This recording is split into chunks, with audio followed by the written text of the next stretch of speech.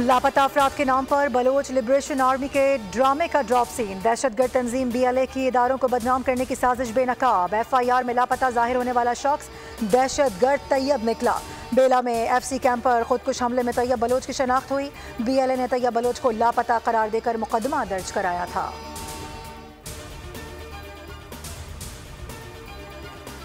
अमीर जमात इस्लामी पाकिस्तान हाफिज नईम ने गुज़िश्ता रोज़ की हड़ताल को कामयाब करार दे दिया। कहा 28 अगस्त को पाकिस्तान की तारीख की शानदार रज़ाकाराना हड़ताल हुई। ये हड़ताल IPPs बिजली के भारी बिलों और उनके जबरी नफाज के खिलाफ थी। हुकूमत के दबाव के बावजूद ताजिर मुत्तहिद रहे।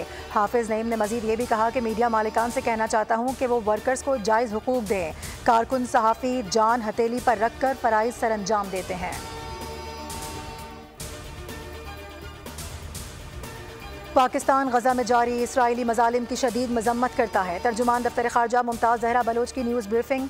कहा फ़लस्तीन में फौरी तौर पर जंग बंदी होनी चाहिए। पाकिस्तान का फ़लस्तीन के बारे में वाज़ेह मौक़िफ़ है। इसराइली बमबारी आलमी क़वानीन की खिलाफ वर्जी है। ख़ित्ते में इसराइल की मुहिमजोई मशरिक़ी वस्ता में अमन के लिए ख़तरा है। वफाकी वज़ीर दाखिला मोहसिन नकवी की हिदायत पर इंसानी स्मगलर्स के खिलाफ क्रैकडाउन जारी। FIA लाहौर की कार्रवाइयाँ। इंसानी स्मगलिंग में मुलव्वस इश्तिहारी समेत 2 मुल्ज़िमान गिरफ्तार। इश्तिहारी मुल्ज़िम आबिद हुसैन ने शहरी को कनाडा का वर्क वीज़ा फराहम करने के लिए 10,90,000 रुपये वसूल किए। मुल्ज़िम साल 2022 से FIA को मतलूब था।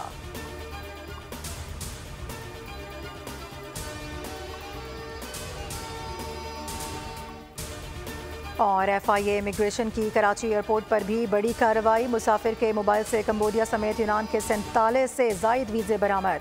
वीज़े पाकिस्तानी और बांग्लादेश से ताल्लुक़ रखने वाले शहरियों के नाम पर थे। मुल्ज़िम ने अटक के रिहायशी एजेंट को 28 लाख रुपए अदा करना थे।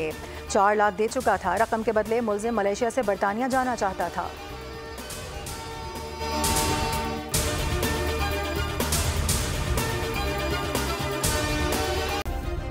सब्सक्राइब करें और बेल दबाएं ताकि कोई खबर रह न जाए।